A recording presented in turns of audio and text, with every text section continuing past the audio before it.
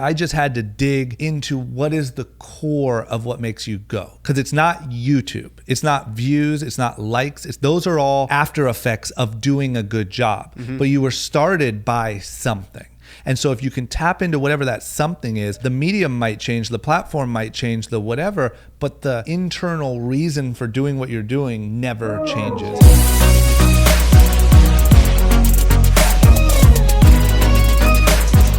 Welcome into the podcast, episode 7 of Livin Large. You guys can catch it on CastBox every morning on Wednesdays at 6 a.m. PST, followed up by a noon post time on my YouTube channel, youtube.com/Mark Dohner. Today's guest, the Ohio native, just like myself, Christopher Drama PFAF. There you go. If you want to call it. First try. Coventry, Ohio, right by Akron. Yeah. I'm from Hudson. That's crazy, man. We grew up pretty much, 20 minutes apart. Now we're Same living area. 20 minutes apart again. It's very true. Living the dream. Long down the road. Yeah.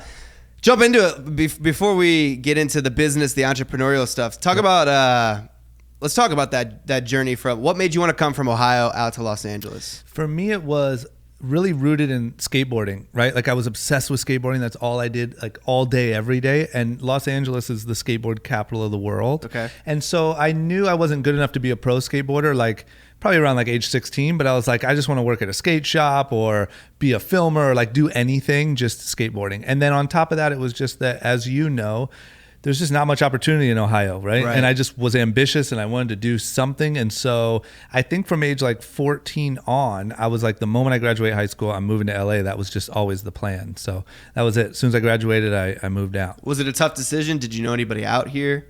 So my cousin, who I ended up going and doing, Rob, who I ended up going and doing all of our TV shows with, lived out here, but he lived out here since I was like 3 years old. So I didn't know him very well. I was hoping we could connect once I got out here. I was hoping maybe I could work with him or do something, but no, other than that, I didn't know anyone, but I just didn't care. Like now looking back on it, it was kind of crazy, but at the time I didn't care because I wanted to just skateboard and live in LA so bad that I was like, whatever, I'll meet other skaters, I'll meet whatever, like it'll be fine. So I wouldn't do it now, I don't think, like in another city, but at that time I felt like I just belonged in LA so much that I wasn't thinking about anything else. And what made you, because I know me growing up in Ohio, LA was such a foreign thing. It's like, we have this perception of Los Angeles, what it is as Ohio people. I feel like me being an Ohio native, we're very judgmental of other cities. We're very homegrown. Like we love Ohio. Yeah. Was your family supportive in that move? They were, because they knew how bad I wanted it. Like I think selfishly, my parents were like super great, still together to this day, like super loving. And I think that they were probably bummed that they were like, losing a kid across the country. And I also skipped college, which they weren't in love with. But I think I just kind of gave them no option. It was like, I'm going there, I'm going to figure it out. And I think they knew if I didn't, I'd come back home. And if I did, then good for me. I mean, they kind of had that attitude, right? Have you been back? To visit. Yeah, a couple times a year. Few and far between. It's funny because now, this happened, I would say like about the first 2 years, every time I would go back, it still felt like home. Right. And then LA felt weird still. And then after about 3 years, LA just felt truly like home, and that felt weird. And then it started feeling like, how did I ever live here? Like, I'm sure you have those moments. Oh, of course. But I go back for like Christmas and I'm like, what did I used to do for fun? Like, there's no way I even like could exist here. But so I do go back, but I wish probably like about 2 times a year. I should go back more, but. Yeah, I agree. But we get busy. I'm working on it. So you move out here. How old? 16, 18? 18. Yep. First job. First job was I ended up becoming my cousin's assistant. Right. Okay. So then you start Fantasy Factory. Yeah. So the way that timeline went down was I moved out here. So I came out here in November, and then I was going home for Christmas in December. And right before I went home, so I had met up with my cousin. We had started to kind of hang out, whatever. But she was before. Is this before the Fantasy Factory? Yeah. Oh yeah. So first was Robin Big. So Robin Big. Okay. But this was because I didn't have cable growing up. So I didn't either. I was never able to watch this. I didn't either, man. Ohio with no cable. Yeah, exactly. So yeah, Robin Big was first, and Robin Big was about a year and a half after this. Okay. So I came out on the last day before I was supposed to go home for Christmas. My cousin's assistant quit. He said, I can't do it anymore. My girlfriend won't let me, whatever. So I'm out. And so he came to me and was like, yo, do you want to be my assistant? And I was like, what? Like, I don't know what an assistant does. I don't know how to get around LA. Like, I didn't know what a personal assistant is. We don't know that in Ohio. No, it doesn't exist. And all of his friends came to me and were like, yo, he's really serious and harsh when he's working. Like, don't work with him because it's going to ruin your friendship. Your family, yeah. Yeah. And so I was like, man, I mean, worst case scenario, if that happens, I'll just quit and go work at the skate shop like I had planned. I might as well give this a shot and at least be around, like, you know, he was still dealing with his skate sponsors and he was a pro skateboarder. And so I said, yeah, sure, I'll give it a shot. So then I went home for Christmas, and when I came back, I started as his assistant. And what did that entail? What were you doing? Just the basic assistant stuff, or was it more? It was rough. It wasn't like a relaxed, like, hey, like, you're my cousin, do whatever you want. No, and I joke with him about it now because for some reason he was so hard on me, you know. And he blames it on like being his cousin and wanting me to like do well and learn well, and it was like tough love, but it didn't really make sense at the time. But it was like, I mean, it was come over every morning and, you know, make the coffee, and then I would have like a list of like, literally scrub the floors in the whole house and do laundry and, you know, go take grunt work. Yeah, like take the dogs for a bath and go do blah blah blah. And it was a lot of that. And then, you know, it progressed a little bit into like driving down to his like meetings at Monster Energy and helping out with that. But it was never too like executive assistant work. It was all pretty like real nitty gritty, you know, in the field. Yeah. Yeah. The grunt work. Yep. So you're out there, you're doing the assistant thing. Then Fantasy Factory happens. Robin Big. Oh, then Robin Big happens. Yeah, okay, so this was prior to Robin Big. Yeah, so it was assistant for about a year, then assistant / Robin Big. So why does Rob have an assistant before he's doing any TV work? Because he was always like a pretty business savvy pro skateboarder, right? You know, and at this age, I'm guessing he had to be like, he had to be like 31. 32. And so he was doing like big deals with DC Shoes and Monster Energy, and he was still pretty active, you know, and he just had an assistant for years before that and still had one to that day. And even though it was nothing like what it turned into after TV, he still was working enough that he needed an assistant. Okay, so when you moved out here, did you ever think that you were going to be on television? Zero chance. You wanted to do this skate thing. Yeah. You were with Rob. Then this TV show happens. Yeah. How did you get involved with that? So the way that went from my perspective was like, shortly after I got out here, Rob had done some skits with Big Black for a DC Shoes skate video. And they were really funny and they took off. It'd be like doing a skit on Instagram now, right? And so was this pre-YouTube? What year is this? This is probably, it's 11 years ago. So I think YouTube was around 10. Yeah, 2007-ish. Okay. Yeah, pre-YouTube. So they had done the skit for the skate video, and a mutual friend came to him and said, hey man, this is hilarious. Like, you guys really have something here. You should try to do something. Try to do an MTV show. Try to do a blah, blah, blah.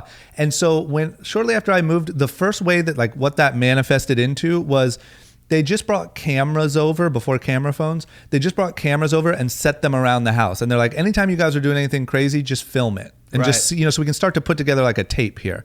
And so we just do stupid stuff and film each other, and it was really not worth anything. It was like first scenario vlogging. It was 100%. And I wish I would have known then. I would have just kept vlogging, right? Yeah, exactly. So it was like beginning vlogging, but nothing really came of it. Then they added more people, and they just kept like kind of giving ideas and building what could be this TV show. And they ended up filming a pilot, but the pilot wasn't right. It didn't work. It essentially almost got turned down by MTV, but instead of just completely canceling it, MTV was like, well, why don't you try to rework it and see if there's anything else? So it went through like probably like a 9-month process and about 7 different pilots and different names and Rob Dyrdek's Rules to Success and Rob Dyrdek's blah, blah, blah. And finally it landed on Robin Big, which was kind of the most pure form of it, which was just these guys doing ridiculous stuff and kind of their life. Mm-hmm. So at first they came to me and they said, hey man, we know you're Rob's cousin. We know you're the assistant.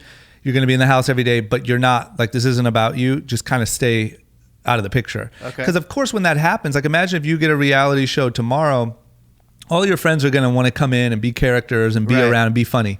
And so everyone started doing that. So they came to me and were like, yo, just stay out of the shot, whatever. And then naturally, I think just from like being this 19-year-old dude from Ohio, like sweeping the floors, I just would get pulled into this little scene or that little scene. Or, you know, Rob would like throw a coffee across the room and then say, drama, come pick that up, you know, like for comedy value. And I would come mop it up. And they're like, oh my God, his little cousin is a blah, blah, blah. And this is so cool.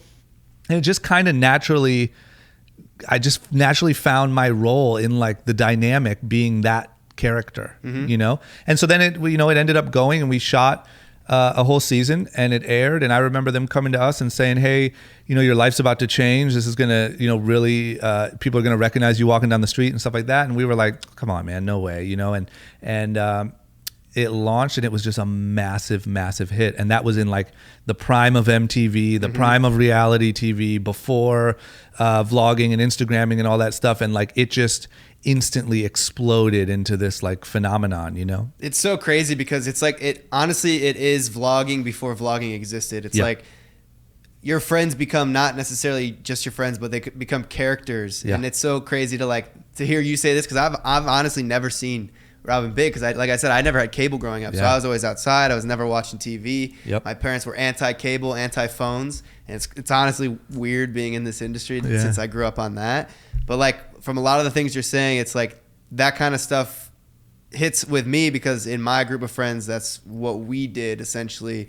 It's just like, it feels like there's like a formula. You know what I'm saying? And I think it's the exact same. I think that vlogging is simply the like evolution of exactly what we were doing, right? And that's kind of what you're getting at. But like reality TV, not counting like Real Housewives and all that weird stuff, but like those days of like Jackass and Robin Big and all that stuff was exactly vlogging. And exactly the same way, like a lot of the older like celebrities looked at it as a joke and thought it would never work, you know, and then reality stars started becoming huge, right? And then vloggers, when that all started, everyone was like, oh, this is stupid. And now vloggers are the biggest thing in the world, right? What do you think about that transition? Because you've seen it all. You've been on the reality TV. Now you see the shift over to like social media, YouTube, Instagram, all that. Yeah, I mean, I think it's great.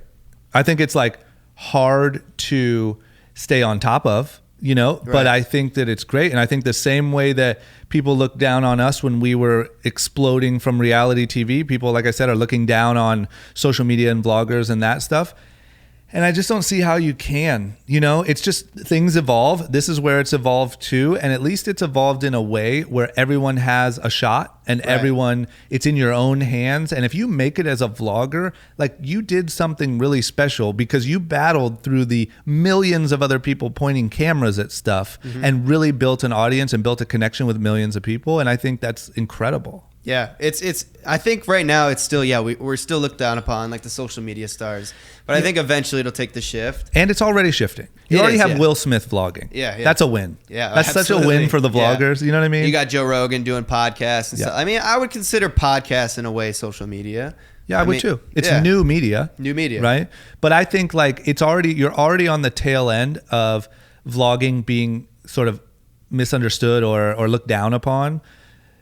It's already time for the next weird thing to pop up, right? It's already time for you guys to look down on something and be like, what the hell are you know what I mean? Like, I know you thought we were silly, but this is too far. And then that's the biggest thing. Yep. You know? I think that's, the Musical.ly thing, that was when I looked, it's like an app where you just lip sing. Yeah, that didn't work, right? No, it did. People got extremely famous off of lip singing to other people's music. And that's something that we looked at, we're like, why? Like, you're just sitting there lip singing and people love it. But when I say didn't work, I mean, did it kind of die like how Vine did and some people progressed and some people I think everybody away? Shifted over to other platforms and they just even honestly they But the point is, I think you'll be able to make a career off of vlogging for quite a while, whereas being a professional Musical.yer is like dead already. Right. You know? Okay, so something that shifted in your career. So you had this opportunity, you were on these reality TV shows. Yeah. Then you started, what made you get into the entrepreneurial side? Because you started Young and Reckless. Yep. So for me, it was a combination of a bunch of things. It was, I didn't come out here by any means to be like a TV guy or a celebrity. And I actually am like a relatively antisocial dude. And so I didn't like the like celebrity aspect of the whole thing. And there was no plan for me to like scale my celebrity and try to just make more money off of that. Right. I wanted to become an entrepreneur or have some sort of business or do something like that. That's just where my head always was. And so I saw getting in on this reality stuff as a way to transition myself and get a kickstart into whatever I wanted to do. I just wasn't sure on what I wanted to do yet. So the first thing I tried was music. That kind of worked. I tried a couple other businesses, and then I landed on Young and Reckless. And I also landed on Young and Reckless because I went around trying to get people to pay me to wear their clothes. And on the show? Yeah. And I wasn't big enough, especially on Rob and Big. I just wasn't a big enough part of that show for anyone to give me any money. And so when Fantasy Factory came around and Big Black had moved to Texas, so it was just me and Rob on the first couple of seasons, I was like, man, this is my shot. I watched Big Black do it. He made a lot of money. I watched, Rob helped start brands like Rogue Status and DC and all that stuff. And I was like, this is my shot if I'm ever going to do it. And so I just put the pedal to the metal on trademarks and all that stuff. And I used Fantasy Factory as my launching pad to be able to do, what I did, which is have fun with it while we had it and then move on to building a real business and having a real life here in LA. That's all I really wanted, How did you come up with the name Young and Reckless? It really came, if I'm being honest, it came from when I was in high school. One of the biggest brands at the time was Famous Stars and Straps.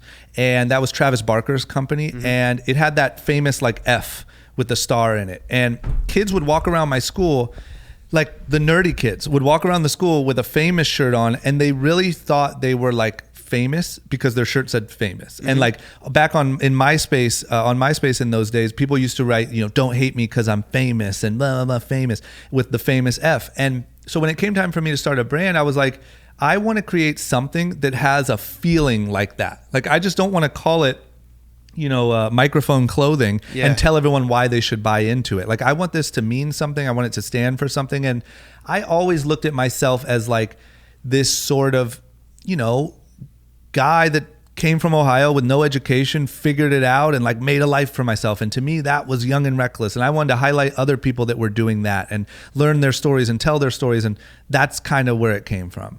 Okay. And it sounds like obviously there's always strategy behind things. When you first started the brand, what were some of your obstacles that you had to face? So there was, I've had a million. And I think the first biggest one was, number one, being taken serious whatsoever, because I understand. How old were you when you started? 22. So you're a young kid. Who's going to buy your clothes? Exactly. Yeah. And I think the biggest thing, which I understand and I understood then, was the immediate reaction was this guy, this kind of butt of the joke guy from MTV reality shows is trying to sell us a clothing line. This is a scam, right? And this was before merch was so big and all that stuff. And it just seemed like merch, and it seemed like a gimmick, and it seemed like I was just trying to get fast money, and you know what I mean? And so I think a lot of people didn't take it serious, including the retailers that we met with and all that stuff.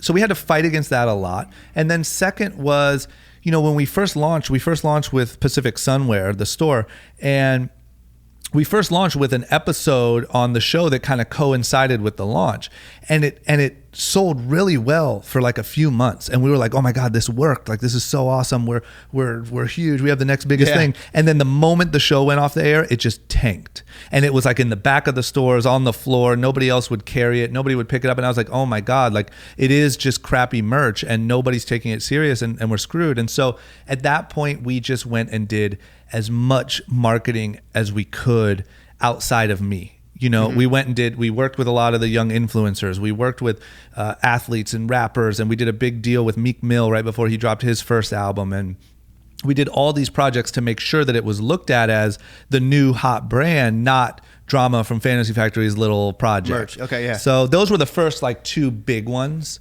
and then there's been obviously a handful kind of. How did you get into starting it? Where did that financial backing come from? Was that your own put up money, or did you have investors? Did you say, hey, I need help here? Yep. So I'll tell you how we did it. We finessed the system. I went to one of the guys who turned me down for a brand ambassadorship on Rob and Big, and I said, hey man, I really want to launch this brand. I have the idea for the name. I have blah, blah, blah. We have this new show coming out called Fantasy Factory. Let's partner up and do this, right? So he helped me with a lot of the initial, and he still is my partner today, but manufacturing and getting everything set up and whatever. Then we printed just enough shirts to be samples for me to wear on the new season of the show. So I'm wearing it all over the show. I take the designs and I tape them all over the wall. I make it look like my little mini office. I just overdo it, Right. And so then I had a really good relationship with all the editors of the show. So as soon as the show was done being edited, which is about 3 or 4 months before it airs, I went and got a DVD of the first episode that it was featured in. We drove it down to PacSun, and I said, hey guys, this is about to be the biggest thing in the world. It's about to be on this hit show. You know it's going to be a hit. You saw what happened with Rob and Big. And if you guys take this for all of your doors, I'll give it to you exclusively for 6 months, and every bit of my social media will push to PacSun. And I'll tell everyone to go to PacSun. I'll do autograph signings. I'll do whatever it takes. And they agreed, and they did it. And so I pushed everyone to PacSun. And the trick was this. We never had to spend any money. We were never in debt because the first order was placed before any product even existed. Right. And we essentially printed on demand what they ordered and shipped it to them. So we were instantly profitable. So along the ride, we've had a lot of really kind of ups and downs and rough times and times that were close to, really taking some losses. But I didn't need to go raise money based on an idea because there was never any startup costs. What made you go like brick and mortar rather than e-commerce? It was before e-commerce. Oh, okay. So e-commerce existed, but nobody trusted it, and it wasn't looked at nearly like what it was today. So the way that you had to do that then was you had to go to retailers. You'd have to promise exclusivity, all these different things. And a lot of retailers like PacSun and Tilly's don't get along. And if you sell to one, the other one won't take you. And if you blah, blah, blah, it's just like all these politics. And so you have to kind of go play that politic game, fly around, meet with buyers, explain to them that this is the coolest clothing line in the world, and slowly build it through shelf space in retailers. Yeah, it's crazy because when I got into merch, I didn't realize how much went into it. You have designs, you have manufacturing, you have sales, fulfillment, customer service. There's a lot of things that go into this business. How were you able to maintain having this young and reckless business while being on the show, while being Rob's assistant? So at that time, here the timeline was after Rob and Big, I quit as Rob's assistant. Got it. And I got lucky that Fantasy Factory ended up coming because I'm sure I would have figured it out, but I didn't have a sound plan. Like I was going to go be a music producer, right? Which wasn't necessarily like ready to go. So I had already stopped doing that, and then Fantasy Factory started. So it was just Fantasy Factory and Young and Reckless. And then another place where I got really lucky was the MTV writers, like in their notes, would say, because they would send notes like, what's going on with blah blah blah, what's this, and they would want us to answer them in episodes. And so one of the notes was, what's Drama doing? We know he doesn't work for Rob anymore, but is he just hanging out because he's a friend, or like, why don't we build some storyline to show what he's doing? And that was perfectly when I had Young and Reckless ready to go. So I was able to say, here's what Drama's doing, let's highlight this, and it worked. As far as juggling it, it was just a lot of work. It wasn't like impossible, clearly, but it was just a lot of work, and I had someone working with me at all times at the Fantasy Factory, and then I started to build the rest of the team outside of the Fantasy Factory at a separate office downtown LA so that they wouldn't get distracted by all the Fantasy Factory stuff. And it was just a lot of work, but I just enjoyed every single. It was so cool, and it was like I'm making a clothing line and it's working, and I feel like P Diddy, and like this is it, you know what I mean? How did Rob feel about you doing this side business on your own? Was he supportive? Was he like, hey, like you're getting in my lane? Yeah, his attitude, which I love him for this, is very much like, if you want to do it, go do it. Like I don't know how to help you. I'm not gonna what do you want me to do? Right.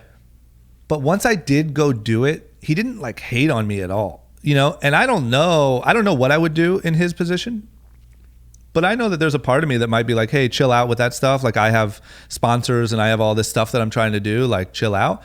He never once hated on me or held anything back that I was doing, but he wouldn't help me go do it or find the partners or find the manufacturer or anything like that, which at the time I was a little bitter about, but now and years ago I'm so thankful for, because it would be gone by now if he did it for me. Right. Because I wouldn't have known how to survive after all of that. 100%. Yeah.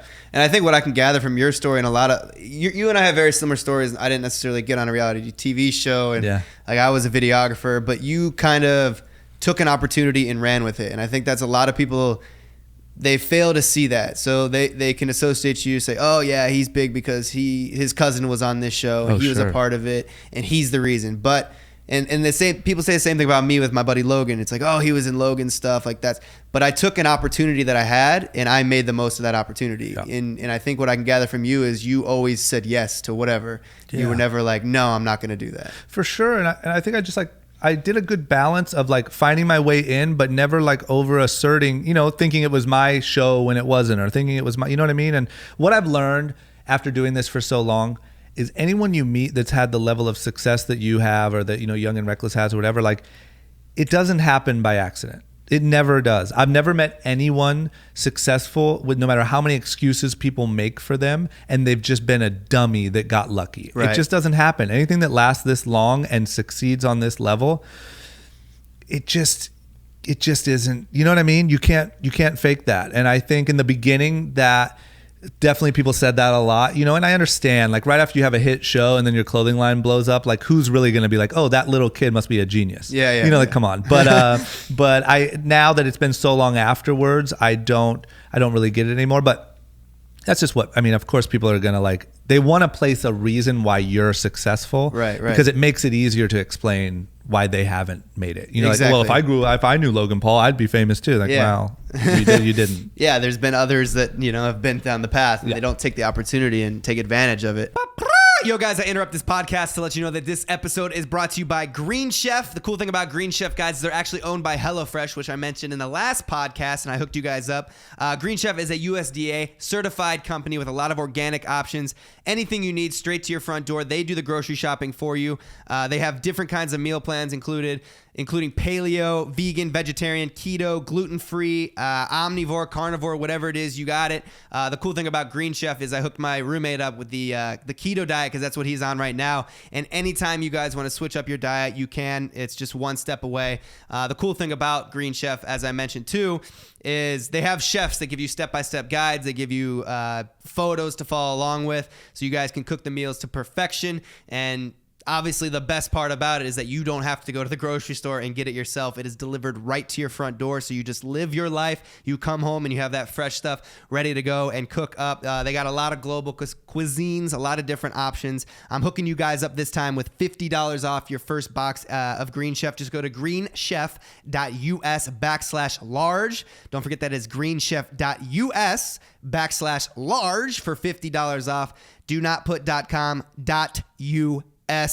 And I got you guys courtesy of Livin Large. Back to the podcast. So how long have you been doing Young and Reckless? Is that your bread and butter now? And do you venture out into other things? Yep. What's the revenue like on that yearly? I saw like 8 million or something, 30 million, whatever. Yeah, roughly that. But it's that's the majority of my time, right? Okay. And I really when it comes to what I think about myself and what I want to get better at and grow at, it's starting and running a good company. I'm trying to learn how to be better to my employees and do team building and what are just best practices for running a business and doing things the best way. That's what I enjoy, and that's what I want to say that I was good at when I'm old.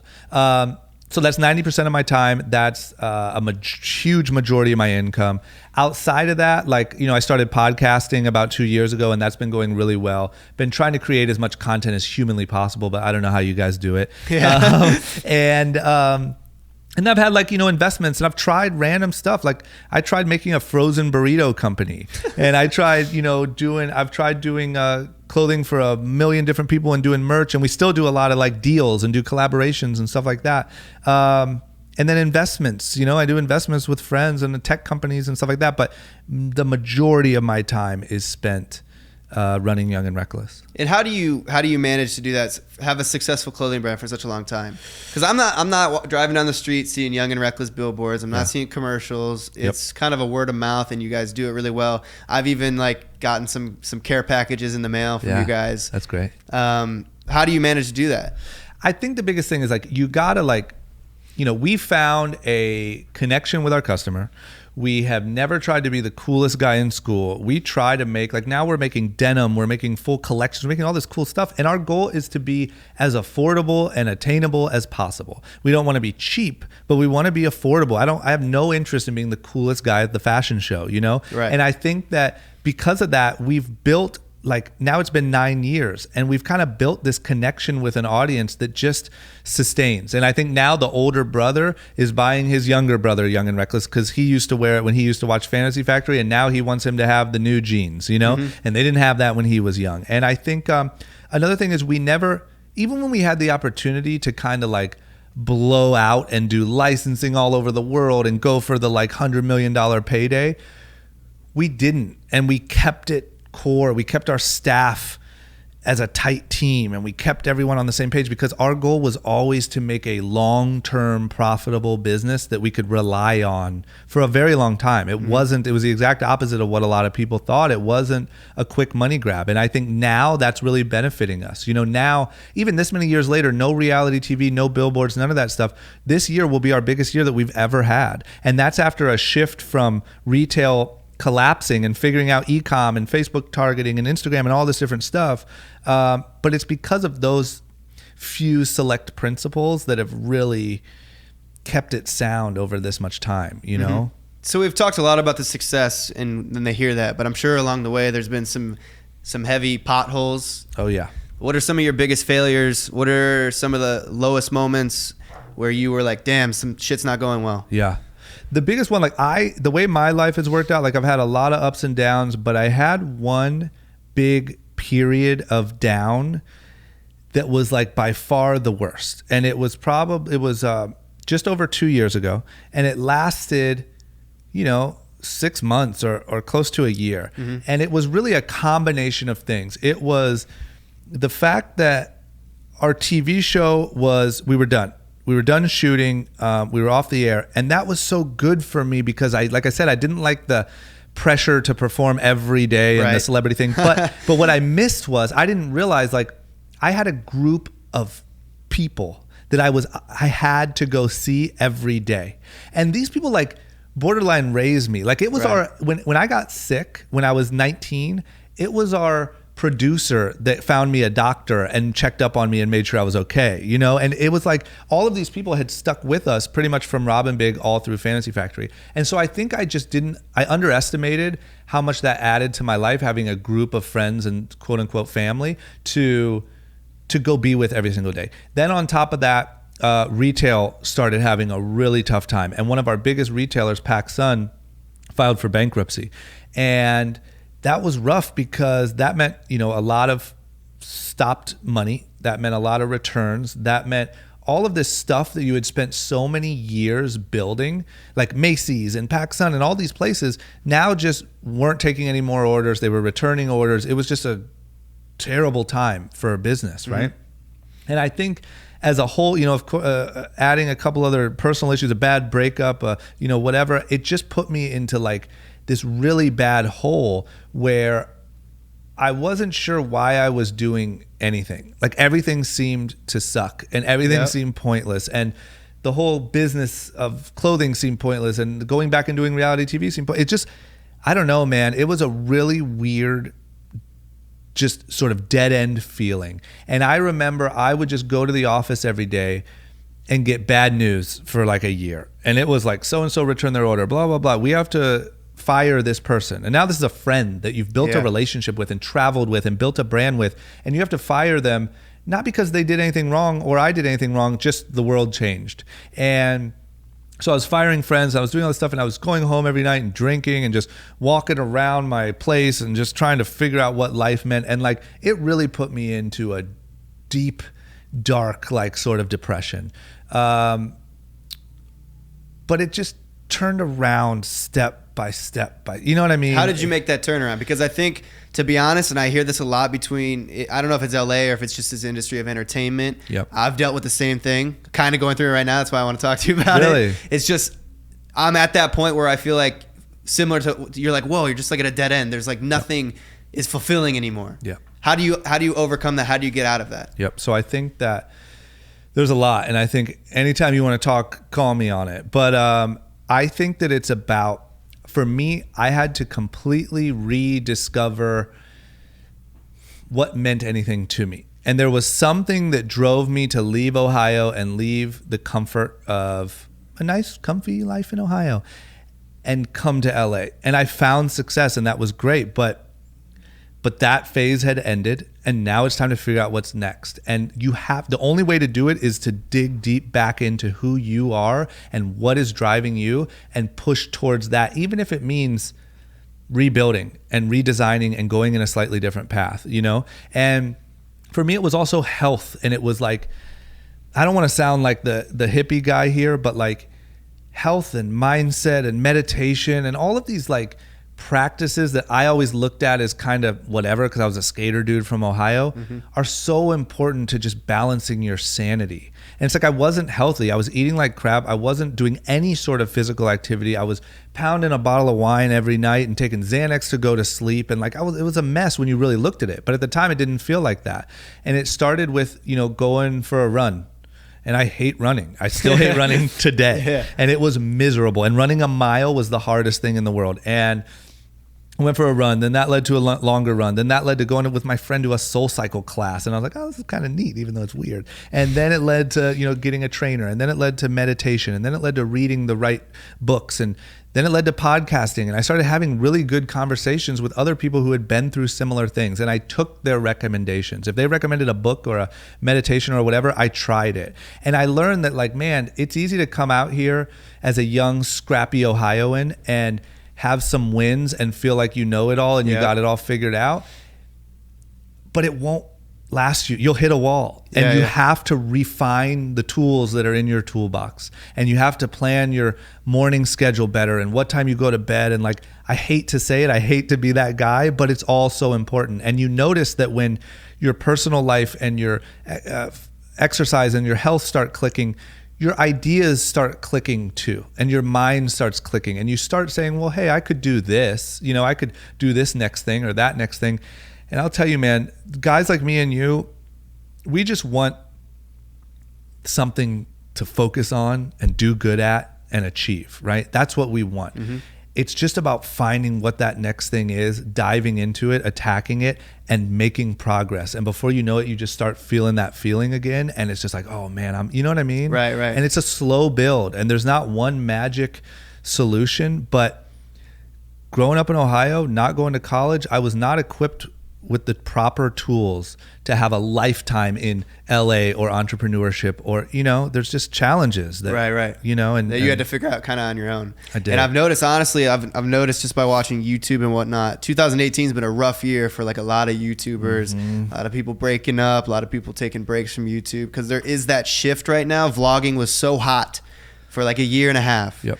Now it's like, no one's really daily vlogging anymore. So people are like, you know, views are going down, and that messes with you. How did you, during that time, how did you say, all right, I'm going to keep doing, were you ever like, damn, like, this isn't for me, young and reckless, I'm just going to give up and maybe do something else?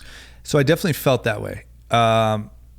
In the realest way, I felt that way. But I knew, like, I built something that at the end of the day I'm proud of, and I built it for a reason. Right. Like, what is that reason? What is that? You know what I mean? And at the end of the day, for me, like the core, just using Young and Reckless as an example, it wasn't a money grab. It wasn't MTV. It wasn't even cool design t-shirts. It was to try to teach people and inspire people to go do the same thing.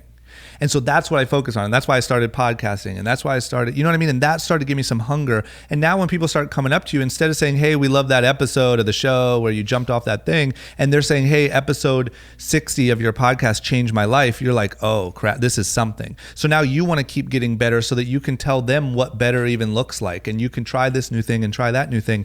And I think I just had to dig into what is the core of what makes you go. Because it's not YouTube, it's not views, it's not likes, those are all after effects of doing a good job. But you were started by something. And so if you can tap into whatever that something is, the medium might change, the platform might change, the whatever, but the internal reason for doing what you're doing never changes. And also the desire to just learn and get better and win never goes away. It's just when you feel like you stop winning, you build you just saying, if you build a huge following and a life off of YouTube, and naturally your life starts to revolve around vlogging, because why wouldn't it, right? You're making all this money, you're the center of the universe, it's incredible. And then something just changes out of your control where the views start going down or the whatever. It's easy to think, shit, my whole thing was YouTube, and now my whole thing is crumbling. You lose some of your identity with that. No, absolutely, right? yeah. And I think that it's about going back and saying, no, it wasn't followers, it wasn't likes, it wasn't any of that stuff. It was this, and building on that. And when you do that, the views and everything's going to come, and they're going to be much more quality anyway. Like, I'd much rather have 100,000 listeners on my podcast than 5 million on an MTV show, because a podcast, I'm giving you me. Like 100%. And if you like that, you like me and what I stand for. MTV Show was great. We had a lot of fun. But if you come up to me on the street and say, I love that episode, it's like, yeah, I'm glad I made you laugh. But like, I don't really, it's not, you know what I mean? That's not really I feel me. you. So how do you feel about, like, because a lot of people say this, how can you be unhappy? You get millions of followers, tons of people like you, you make so much money. Yeah. What do you have to say about, like, money and happiness? Yeah, that's something I've realized. Like, the more money I get, the more shit I want. Yeah. And then I get that shit, and then I'm like, damn, I want something more. Yeah. Like, I feel like the more successful I've gotten, the less happy I've gotten, because I always want more. Yeah, of course. So this is a hard conversation to have for anyone that's financially struggling, and I understand that. And I don't have a good answer to say, hey guys, this is why it's not stupid of us to be having this conversation, because it's going to sound stupid. Right. But it's like, how many times do you need to hear it before you think that maybe there's something there? And it is that money and happiness are pretty much completely two separate things.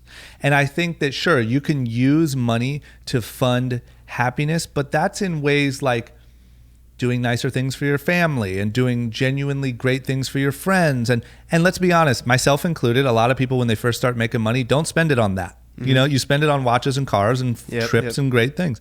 It is true that the more you get money, the more more money, more problems. I was trying to avoid saying that. Yeah. But because now all of a sudden you also have all this added pressure. And now it's on you to keep performing. And now you're realizing, well, if I don't make people happy, they don't keep buying my thing, or they don't keep watching my videos. And now you have all this added pressure to sustain. And it's all based on you and your videos, and you know what I mean? Like, that's a lot of pressure. And I think the more you keep getting all the things that you thought you ever wanted, and you keep feeling not that happy when you go to bed at night, now that's scary, because you're like, I have everything I ever wanted. You know what I mean? Right. And I just think that, unfortunately, for whatever reason, especially in American culture, I'm not hating on America, but we tie money and happiness very closely together. And I think, like you said, you can see in the news, and a lot this year, even Mac Miller and all these different Lil people. Peep, yeah, Lil Peep, and I was trying to think of the Kate Spade, Prince. Like, you see all these people that had their wildest dreams come true and were terribly, terribly unhappy, and that has to make you start poking around and finding out what it means. Absolutely. But I've just learned, like, man, you gotta, like, as much as you can. Money's fun, and cars are fun, and all that stuff is really fun, but it is not the core of what makes the thing better. And if you start to get money, like, genuinely spend it. Don't just buy your mom a car. Take your mom on a trip to her favorite place that she's always wanted to go, and let her ride a horse and whatever you know what I mean? Like, do the whole thing and make a memory that you were in it. Now you get to go to bed at night not saying, I bought that car, but you say, I'm an incredible son. And that's what you're now saying to yourself subconsciously, and you feel good about yourself. Right. For people that are trying to maybe, move out to Los Angeles, pursue a career in this field, would you ever trade any of your ups and downs, your success, for just a stability of a 9-to-5 job, making a salary that you guaranteed going to make this every year, knowing that? No chance. No chance? No chance, because I feel like through all the ups and downs, I can genuinely say, other than the fact that maybe I'm a little antisocial sometimes, I've pushed myself, and like I can honestly say I've pushed to my max. I've done more than I ever thought I could. I've achieved more than I ever thought I could. I've reached people in a way that I never thought I could. And that is a feeling I wouldn't trade for anything. You know, my biggest fear is one day being on my deathbed and saying, I could have done more. There's no reason I didn't, other than like fear, anxiety, I didn't trust myself, whatever. I could have done more. I don't want that feeling. I would rather crash and burn in LA and one day move back to Ohio than to always wonder what if, you know?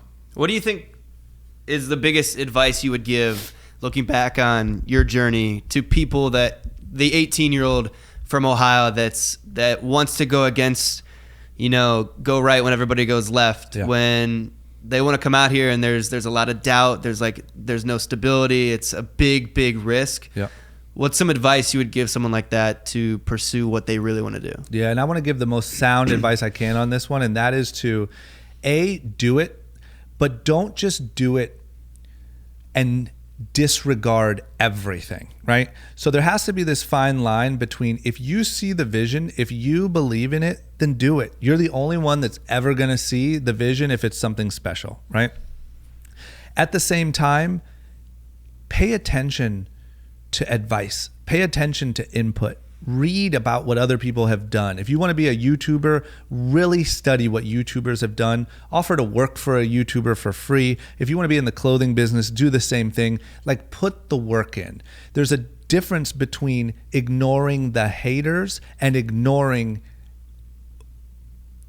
an education and ignoring work and ignoring what it takes to really make something happen. And I think a lot of people like the message of like, forget everyone, I'm doing what I want, but they don't include listening to what they actually need to do. Right. And so I think if you can play that line, you believe in something and you're willing to die for it and work your butt off for it and educate yourself on it and work harder than anyone for it, absolutely do it. Because what's not going to happen is in small town Ohio or Nebraska or wherever anyone is, they're not going to rally around you and say, yeah, move to LA, you're going to be great. Right. You No, know, of they're going to course. say, I don't know, man. Do you know how much rent is out there? Yeah. I heard there's earthquakes every day. Yep. You know? Oh, 100%. Damn, I had a thought in my head. Oh, would you mentioned education and work. Yep. Would you, if you had to do it all over again, would you go to college? No chance. Why not?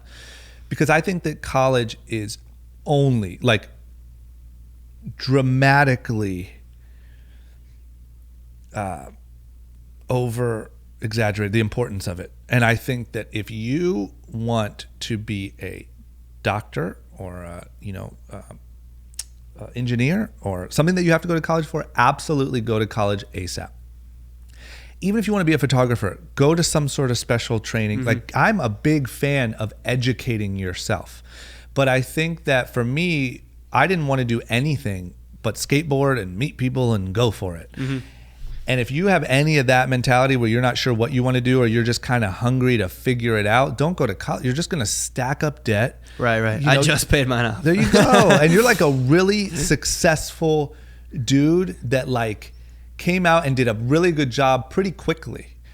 And you just now paid off. You know what I'm saying? Yeah. And I think that like it's ridiculous to get buried under that debt. If you want to bury some debt, go travel and like learn what other people are like and the world is like. That'll open your brain. Go work for people for free. Go do anything to get information that might lead you on the path that you want to get on. Don't just go to college hoping that that's going to figure it out for you. Right. Because it won't. I think the only thing that really benefited me in college was I was really into extracurriculars with like, I did broadcast journalism. I did a podcast in college. Yeah. I think it made me comfortable in front of the camera. It made me, but that's not necessarily something I needed to go to college for. I could have done it on my own, but it was to find people that were in the same lane as me and they wanted to do the same kind of thing and surround yourself with people that they still have that mentality. And I used to always say this back in college to like everyone. I was like, why not think that you can be the next person? Like, just don't be complacent and be like, yeah, like it's gonna be cool. Like, I'll get a job here. Like, things will be great. I'll have that. I'll have a wife. I'll go home and watch Netflix every night. Like, always think that you can be the best and you will be the best. And I think mentality is very, very important. Yeah. But another thing that I thought college taught me very well was responsibility, just because I was living on my own. I don't think if I went to college and commuted, I would be the same as I am now. I think it's very important to go to college. If you do go to college, if you can go to college, to not commute, but to live on campus, just to teach yourself to do your own laundry, to teach yourself to do the dishes. I think that just makes you more mature quicker. Yep. But I'm sure you had a similar situation where you moved out here to LA by yourself. Yep. It's like you had to grow up quick. You had no choice. It's not like mommy and daddy aren't there to like do your laundry and feed you. It's like, all right, like I got to take responsibility and take this action on. Yeah. Yeah. It was intense. And I think that, I guess too, like what I'm getting at, because I don't want to down college too much, but like what you're kind of getting at is the core of the value of college for you was learning how to be independent, learning how to be accountable, and finding like-minded people. And all that I'm saying is all of those, you didn't mention at all of those hours in the classroom and all the stuff you were actually paying for. And so if you're someone that wants a way around, if you want to hack around it, move to a new city, make yourself accountable, make yourself have to do your own laundry and show up to a place and intern somewhere. And if you're going to spend the money anyway, spend the money, like I said, interning or go look up other people that are filming and making videos or whatever it is that you like to do and find those people because they're out there. And it's so much easier now with the internet to connect than ever before. I just think you can really get a head start and not, you know what I mean? That debt is the part that really gets me. Absolutely. And it's the part that I think when a lot of people graduate college, they're like, okay, I've done it. So now where's all the opportunities? And they're still not there. And it's still on you to go figure it out, you know? So if it's for you, absolutely. For me, it was never for me. And I was tapped out of like the school model. I was ready to just go. And so yeah, I couldn't do it. Right. What do you think's next? You've seen the shifts happen. You've seen the reality TV go into kind of the social media right now. Yeah. What do you think the next big thing is if you were to guess? Well, I think that it's about, if I were to guess, it's about who can build their own almost media company the best, right? So everyone now is their own MTV or Discovery Channel or what those used to be, right? And I don't think just coming up today saying I'm just gonna vlog will cut it. No, you know. And I also don't think you can get away with vlogging for the sake of vlogging. Like I think there was a large group of people that made it, and more power to them because they broke down the doors, but that were just kind of vlogging for the sake of vlogging or like daily talking to their laptops or whatever. I think that's going to be insanely hard to break into now. I think you have to have a reason for what you do, what you stand for, what the through line is in everything that you do. You should dabble in podcasting, vlogging, make sure your Instagram's good. You are a brand. And as powerful as that brand is, it will allow you to plug in and sell products that are in line with what that brand is, right? So if you stand for being young and reckless, make a brand called Young and Reckless and plug it in. If you stand for being really pretty and Kylie Jenner and your lips, you can build $1 billion, you know what I'm saying, off your darn lips. Like, but that is the reality. It has to be authentic and it has to be multi-platform branding that stands for something. I think there's a lot of young people right now that are saying, I want to be a YouTuber when I grow up.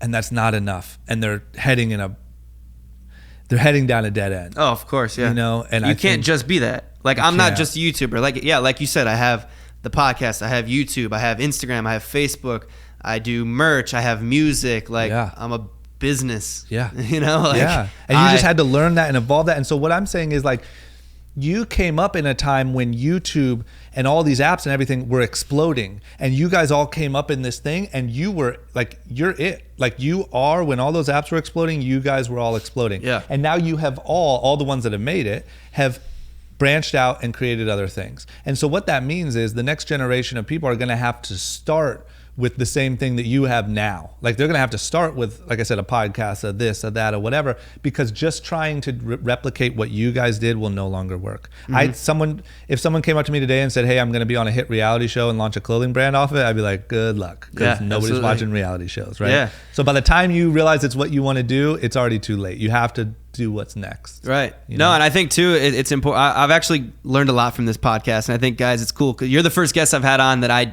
don't know. We've never met before this. That's great. So I think honestly, it was cool to speak with you like a stranger in a way and get advice from someone that's done something. And I think, guys, like obviously this is what I try to bring you in the podcast is, a voice so you guys can have like listen to a conversation with a stranger that you've never met that's done stuff.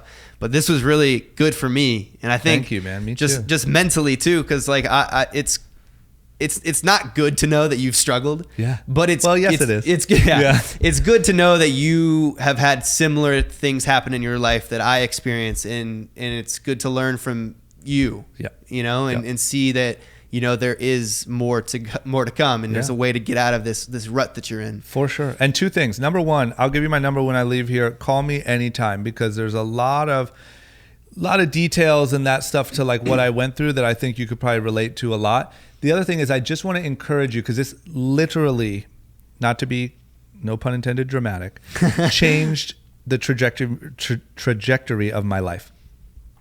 Find people that you think are on to something, whether it's like someone who wrote a cool book or anyone from an influencer, an athlete, or whatever, that you see something that you think is interesting, and have them on the show.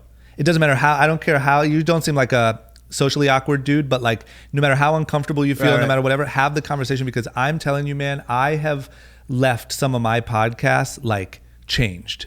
Just because you sit and you make eye contact and you talk to a human being who's been through some crazy stuff and found a way out of it. And like, it's not magic. Like there are recipes to getting better and finding your thing and getting stronger. And it has legitimately changed my life. So I definitely, as many strangers as you can have on this thing, do it. Awesome. Yeah, you'll love it. Your podcast is what? Long story long? Short story long. Short story long. Yeah. You guys can check out his podcast as well. Thank you, man, for being on the show this week. You guys can check out his socials. Chris Drama PFAF. Faf. The Ohio native, guys. Thank you all for watching. As I mentioned, you can check it out on CastBox at 6 a.m. every Wednesday. And then in video form on my YouTube channel. That's this week's episode of Livin' Large. Take it easy, guys.